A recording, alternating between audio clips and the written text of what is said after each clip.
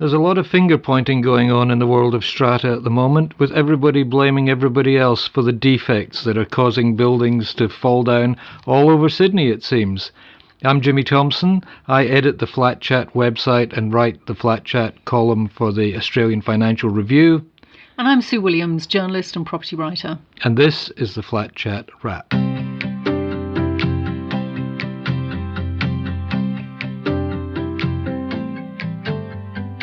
So, Sue, finger pointing. I think everybody in strata should have one of those big giant hands that they take to football matches, so they can all point at each other and we can see who they're blaming for all the problems that there have been. It would be fun to see them all in the same room, wouldn't it, really? Yeah, yes. Some people would have two, they'd be pointing at everybody else. But it's one of these things that you'd think we need a rating system. You know, we need some way of saying, well, this is a good developer or a good builder or a bad builder. Like a TripAdvisor for buildings. Yes, a kind of TripAdvisor for buildings, but then everybody's so litigious. You know, you say, you give somebody, you take away a star from somebody and they'd be worse than some of these celebrity chefs, wouldn't they? That's true. With more money. But then TripAdvisor, people say, I've just stayed at this hotel and it was awful. Well, they don't say they were rats probably, but they say it was awful. I didn't really enjoy that experience. It wasn't as clean as I imagined, that kind of thing. Yep. And they seem to get away without being sued. Yes. I mean, you can't, obviously, if they said there were rats and there was no evidence that there were rats, yes, they could be sued, I think, for defamation. But generally, they seem to kind of get away without legal action, really. But we live in a world where the people we're talking about, the developers, have lots of money. And we know what it's like when developers start taking people to court. You know, they've got so much money to throw around that the question of right or wrong just disappears, doesn't it? So maybe the new building commissioner, though, would be the person to look after this. Right.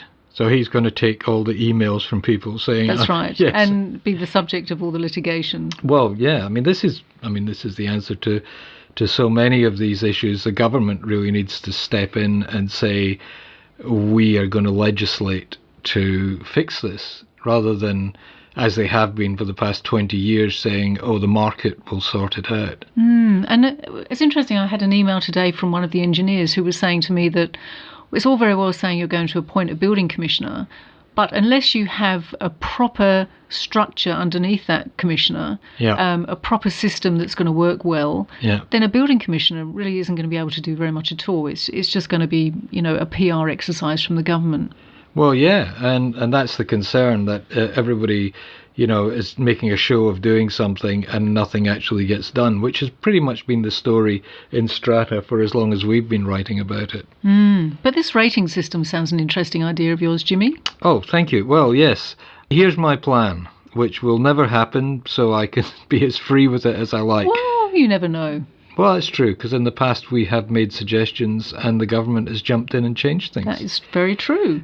We got the thing about demanding your proxy votes when you bought an apartment. We got that thrown out. Yep, and sunset clawbacks, new legislation about that. We got that, yes. So, okay, here we go. This is the new plan. Expect to see it in legislation very soon. So I reckon everybody starts off with 3 silver stars, everybody. So builders, developers, everybody starts with 3 silver stars, all right? If the developer or the builder loses a court case on defects, they lose a star. Okay. Right? Yeah. If they are taken to the tribunal and they lose at the tribunal, they lose a star. Right. So at the end of the day, all that happens is that they lose stars until eventually they don't have any stars. So you have no star developer, no star builder. Right. I also think that if you have that kind of system, you've got a builder and developer and they've each got a different star rating, you combine them. You average them. If the developer's got 3 stars and the builder's got 2 stars, then the development has a 2.5 star rating. Okay, and that would provide an incentive for developers to use good builders to keep their star rating up. Yeah. Now, how about if it's a new development company? They get the 3 stars. Oh, that doesn't sound right, does it? No. That's hard because if a bad developer does a bad development, and Yeah. we strip him of all his stars, Uh-huh. and then he sets up as a new company again. You see, this is the genius of this Oh, plan. okay. The star rating goes with the directors of the company. Oh, They carry their star rating that's with a good them. idea. Also, so do their close relatives, spouses, parents, children, anybody within that cluster group of relatives is also subject to the same star rating. So they've got the incentive then to improve things. Now, there is also an incentive to be a very good developer or builder. If you go for a year without any legal action against you, you go from 3 silver stars to 1 gold star. Oh, okay. And then presumably, if there's defects in your building, and as we know, there's usually defects in every building, but Yep. you step in to get them fixed and, Yep, and yep. resolve the dispute, That- you might actually get an extra... You get an extra half star. Mm. So, and then after 3 years of no problems or no unresolved problems, you get a 2nd star, and after 5 years of no unresolved problems, you get your 3rd gold star. And by that time, the whole strata industry will be in great shape because our star rating system will have sorted everything out. Well, that sounds extremely attractive. Yeah, Really? I think it could work. Yeah, because that doesn't discriminate against big developers or small developers. I mean, they both start from the same Yep. starting point, really. Yep. You know, so a good small developer will be able to compete on a star rating system with a big, Absolutely. Absolutely. Absolutely. Established developer. In many ways, it would be easier for them. I mean, in a way, Fair Trading have already done something like this with their ratings on their complaints system. You know, the most complained about consumer business. Yeah. Remember? Yeah, that's right. But the problem was that they hadn't really fine-tuned it because you had real estate agents were right at the top of the worst, most complained about. But it turned out that it was the real estate agents with the most outlets, the most franchises, were picking up the most complaints simply because they had a wider spread. So you were getting, Joe Bloggs Real Estate, who's got 35,000 outlets, was getting all these complaints, and it made it look like they were the worst. Where in fact it was just that some of them, some of their franchises were the worst. So it would all require a bit of fine tuning. But in the first year, everybody starts with a level playing field. And I guess you've got to have strict rules to determine how you get stars and how you lose stars. I mean, we've seen with food, the Heart Foundation rating different food and how healthy it is. And we've seen, some breakfast cereals, which can be quite sugary, actually have 4 stars at the moment, but under a different system that's been proposed would only have 1. Yeah. So you kind of have to agree on how you're going to strip stars and what they're each worth. Well, this is the problem, because the first thing the government's going to do is go, we're going to have a voluntary system. And oh, no. Well, because it's cheap. They don't have to do anything then. And they're going to trust the integrity of all these fine people who are in the business already. Only some of them have caused the problems that we're facing at the moment. But you look at what happened with the food industry. The food industry basically hijacked the rating system so that, none of their popular foods was ever rated as being not particularly healthy for you. And then they also rigged it so that, you go to Europe, you go to Asia, and basically the food labeling says this food has X amount of sugar and X amount of calories. Right? Yeah. It's there. It says it. You can see it quite clearly. You look at the labeling in Australia, and the food labeling says this product contains X% of your daily intake requirement, which means nothing to most people. No. They go, well, it's only 10%, or it's only 50% of my daily intake. That's going to be fine. And I'm going to have a nap this afternoon, so I'll be in profit. Yeah. Yes, exactly. So and you can imagine that if you did bring in a rating system, that the industry would want a big say in how they were rated and who did the rating. I believe that OCN, the Owners Corporation Network, I believe that they would love to get to a position where they were kind of like a choice magazine for developments. Well, that's a great model. Yeah, but see, they started off very quietly, and then they became big enough. Nobody would want to sue Choice because that would look even worse than getting a bad rating. And so you've got to get past that threshold of being big enough and public enough so that nobody wants to. They might challenge the rating and they might say, look, this is unfair because of this, this and this, but nobody's going to take you to court for defamation. Yeah, that's okay, because you can have a proper appeals process as well. That's fair enough. Yeah. Oh, I think that sounds good. Well, apart from having a rating for the people who build our apartments, how about a rating for people who live in apartments? We'll be talking about that next.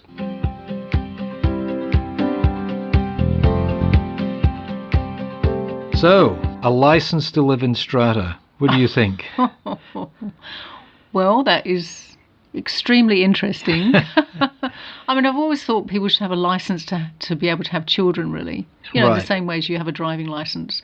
I mean, you know, you could be a terrible parent, and it would be much better, you know, if people checked up on you first and made sure that you were right to have a kiddie. That would be good. Right, that's a fundamental human right you're talking about. That's there. right, stripping it away immediately. Right.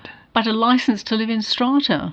Yeah, so again, it's like my brilliant star rating system for developers. Everybody starts off. The first time you go to buy an apartment or rent an apartment, the real estate agent says, here you are, I've got your ID, here's your license. You now have a license to live in an apartment building. That's your automatic right. You don't have to do anything, it's just there. Then, basically, if you turn out to be a bad neighbour, you lose points like you do in your driving license. Or like Uber, you know, when Uber rates you as a passenger. Yeah. They say whether you're a good passenger, which probably means whether you tip them or not. Yes. Or whether you're a bad passenger, which means other people won't come and pick you up, or you have to wait a lot longer for a lift next time. Did you find that? Your rating is so low that you're waiting. No, but I was talking to someone the other day who was saying they discovered somebody rated them badly. Yeah. And so they kind of went back on the website to find out who it was and then rated them less as a result. Right. Which seemed lies madness. Absolutely, I think, really. yeah. You've just found the fatal flaw in my license to live in strata plan, that vindictive tenants and vindictive committees could be targeting you to... Oh, Jimmy, as if there's any of those in existence. Shame on you. So here's my plan. You get your 3 points, right, which represent 3 strikes. If you get, let's say you have a bylaw breach. So, and a bylaw breach, the way bylaw breaches work is that you get a letter from the strata scheme saying, or from the strata manager saying, look, you've been making too much noise, you're in breach of bylaw X, please stop, or we will take you to. So it's not like they can just issue an edict there and then. They've got to tell you what you've done wrong and ask you to stop. If you don't stop the bad behaviour, then you can get taken to NCAT, to the tribunal, or VCAT in Victoria, or QCAT in Queensland. You get taken to the tribunal and you can end up being fined or at least get a warning. So under my system, you lose a star there. So you're gone from 3 to 2. If you carry on with this kind of behaviour, eventually you have nothing. You have no stars. And that means when you turn up to rent a place or buy a place, the committee can go, hang on, this person has used up all their stars. They are a bad neighbour. You're not coming into our building. Wow. Or a landlord might say, no, you're going to be a bad tenant. Yeah. You've lost your licence, so I don't want to take a chance on you. Yeah. Now, this doesn't mean that all these people become homeless. They, tempting though that is, they go and live in a house where they belong, where they can't annoy anybody except their relatives. Okay. But if they want to get back into living in apartments, if they realise the error of their ways and what a terrible mistake they've made, how do they do it? How do they get their star back? First of all, they go on a re-education course where they... No, I said This a is course, a not a residential camp. I didn't say a camp. They go on a re-education course where they basically learn about living in strata and strata rules and what bylaws are about and why they have to follow the bylaws and what they can do if they don't like the bylaws. Because that's the other thing. You know, you might go into a scheme where you go, these bylaws are stupid and wrong. What you don't do is just disobey them. Yeah. What you do is get Go them along changed. to meetings and Yeah. Yep. So they learn about that. Okay, then they can come back in, and then they can, if they want to increase their star rating, they can do some community work. So, you know, they help out in the community, in the strata community, and they get another star back. And then if they haven't done anything wrong for, let's say, 18 months, they get their 3 stars. Right. And then they can start misbehaving all over again. But presumably they can build up more, get extra stars as well, perhaps by helping an elderly person next door do their shopping or, you know, But on a they regular get 4 basis. stars. Yeah. What are they going to do with them? Well, if they're Maybe competing... they could become developers.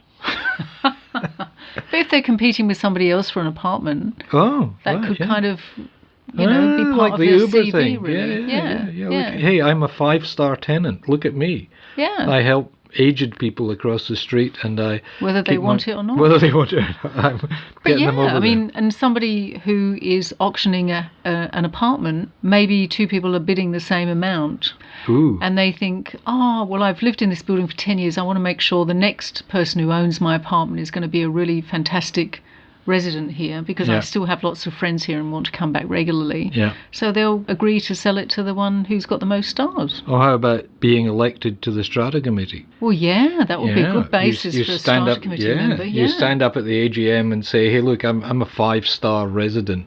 You know, I've done all this fabulous work." Well, I dread to say it, but it's kind of like, you know, with Airbnb, where they have super Airbnb hosts. They kind of grade those as well. But, you know, why not grading Super these residents. people as well? Yeah. Super residents. I've got 5 stars because I got rid of Airbnb from our building. Yay! Well, you know, like that guy who ran up the side of the apartment building and rescued a baby in Yes. France. Right. I mean, he would get 10 stars. Oh, he's got people would lifetime gold stars. And people would compete to have him in their buildings. Well, you would, wouldn't you? Yeah. You'd want him next door. Oh, gosh, you'd want Basically, him... Yeah. you want your smoke alarm attached to his apartment. You realise all this stuff. There are people sitting listening to this now. They're already writing. You idiots! You're nanny state people. That's right, we get no stars at all. We've got 0 stars. When we come back, I think we're going to be talking about a couple of things from the forum. That's after this.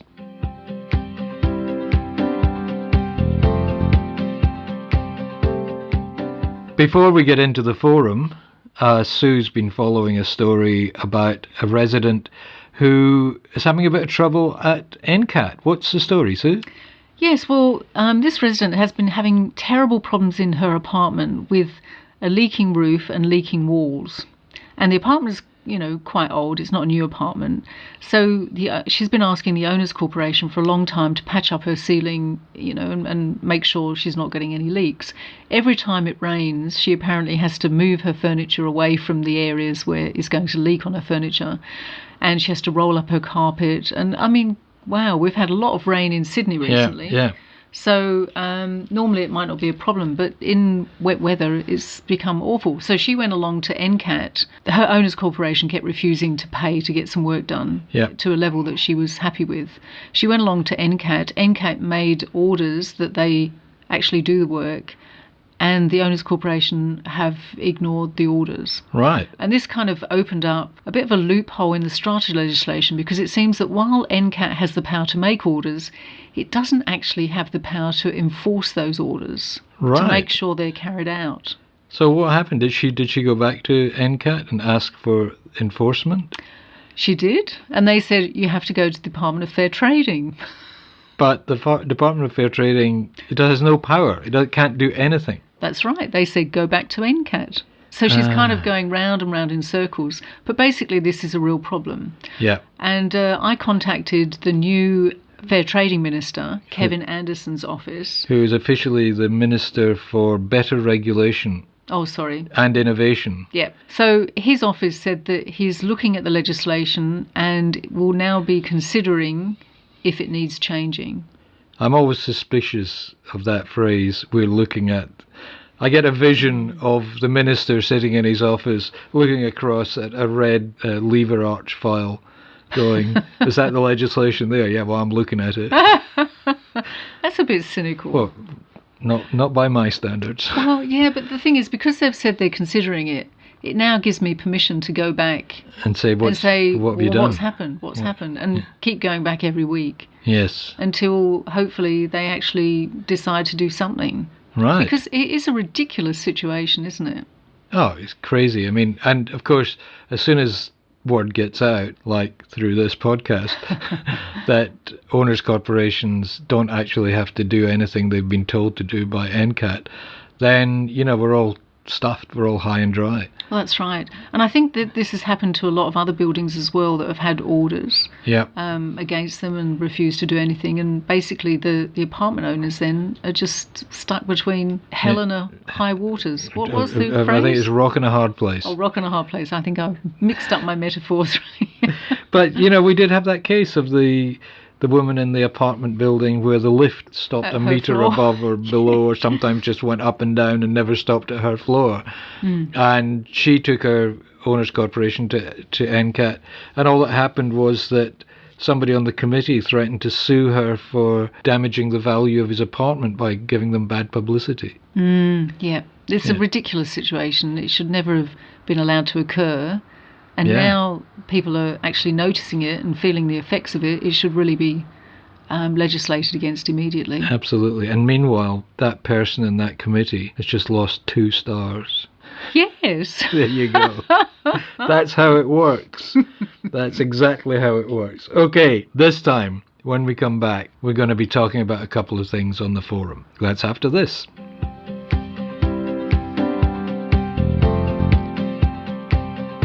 And we're back, and we're looking at, it's an issue with older buildings especially. The old 2-storey walk-up with the laundry out the back, the shared laundry. And now everybody, they renovate their apartments and they put in a little mini laundry with the washing machine and tumble dryer in there. But some people don't have that. They don't have that space. They haven't done the renovation. So they put their washing machine and their tumble dryer in the shared laundry. All right. So who pays for the electricity? Everybody who uses it? Well, is everybody allowed to use it? Well, no, because some people put their own machines in and lock them, or put signs on them saying, don't use my washing machine. Oh, no. I've never heard of this before. Oh, this is incredibly common. Well, but so quite common. It's in common property space. Yes. So there's been a washing machine in there for common usage. Let's say you've got an apartment block with 12 units in it. And gradually the apartments have been done up and people have their own washing machines and stuff, which is fair enough, and their own dryers. Let's say 7 or 8 of them have this, but the other 4 or 5, they use the common laundry, but they put their own machines in there. Well, you should be able to put your own machine in there if it's a good enough machine, but it should be able to be used by everyone. Okay. It's common property, so it should be common usage, in my opinion. But what about the people who've got the washing machines in their apartment? They're not going to use that, but they're paying a share of the electricity for downstairs. Yes, but it wouldn't cost very much, would it? And if they're rich enough to have their own washing machines in their own place, they should be happy to help other people. Well, maybe they've spent all their money buying their washing machine and renovating their apartment so that they've got their own little mini laundry. See? It's not that simple. Yeah. People get quite exercised by these things. It's like, why should I pay anything towards something that has no benefit for me at all? And then they'll start looking at their neighbours and thinking, oh, their clothes look really, really clean. They obviously do their washing too often. They're using too much water and I'm having to pay for some of that water. When you think of the old days when people had, you still see it occasionally in old apartment buildings, it says, laundry Wednesday is the second floor or the odd numbered apartments because, they would share the washing line. Yeah. Now the washing lines have all gone and been replaced by decorative fountains and things like that. But so that's an interesting issue. I mean, one of the things they can do is put in a communal washing machine, communal dryer, industrial standard. And nowadays you get them where you just pay with a credit card. You just flick a credit card at them and you pay for the electricity or whatever. That sounds a good solution, yeah. Or you can have separate meters, or a meter that registers that you've used this for a certain amount of time. But again, the people who've paid for their own washing machines and dryers are going to go, well, why should we even pay to have that installed? Well, that's community life, isn't it? You win some, you lose some. Yes. Really? That's it. Exactly.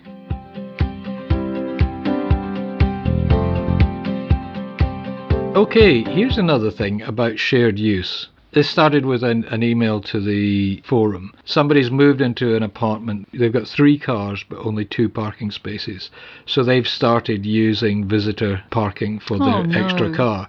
They shouldn't be allowed to do that. It has come out that in some places there's so much visitor parking that even doing that wouldn't impact on the ability for visitors to find somewhere to park. And the question has been raised, well, should you just allow people to use visitor parking for the extra car? Now, my view is no, because I think it sets a bad precedent. I think you've got to establish, visitor parking is for visitors, and if you've got too much visitor parking, then you reassign it in some way. I guess if it's for a short period, maybe that person is planning to sell one of their cars because they've only got 2 spaces. Then, how likely do you think that is, honestly? Well, yes, not very likely. But they could actually apply to the Strata Committee and say, look, I've got this situation. Can I use the visitor parking for 2 weeks? Yeah.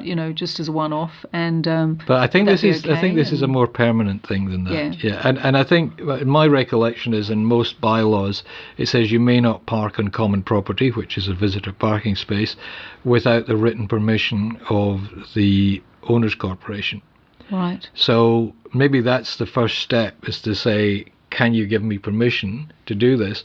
Because if for whatever reason suddenly visitors parking is required, then the committee can say, look, we're taking that permission away. But in the meantime, these people are getting a benefit. In some areas round about here, you could sell a visitor parking space for $60,000. That's a lot of very valuable real estate, and that's doesn't apply everywhere, but it is a benefit that they're getting. It's not costing anybody else anything, but they're still getting a freebie. Sure, absolutely, which doesn't seem fair. Maybe in that case, the Strata Committee could say, well, we'll let you use visitor parking for 6 months most, that's tops. Yeah. But for that, you're going to have to pay us a certain sum of money, which will go straight into the sinking fund. Right.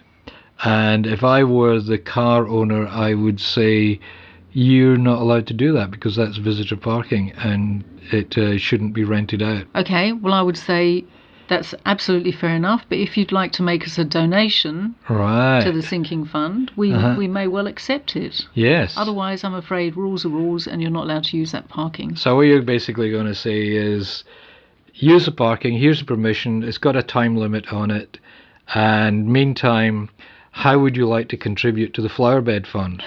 Exactly. Yeah. Politics. Yeah. It's all politics. It's all corruption.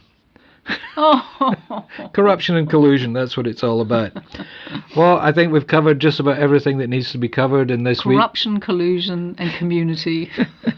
Oh, that's the name of my next book. Father, the Son, the Holy Ghost of apartment living. Yes, and we've got the star rating. That will probably be in legislation any minute. Somewhere, you never know. Thank you so much for this, Sue. Thanks for coming along and chatting to us. Pleasure, Jimmy. And we'll talk again soon.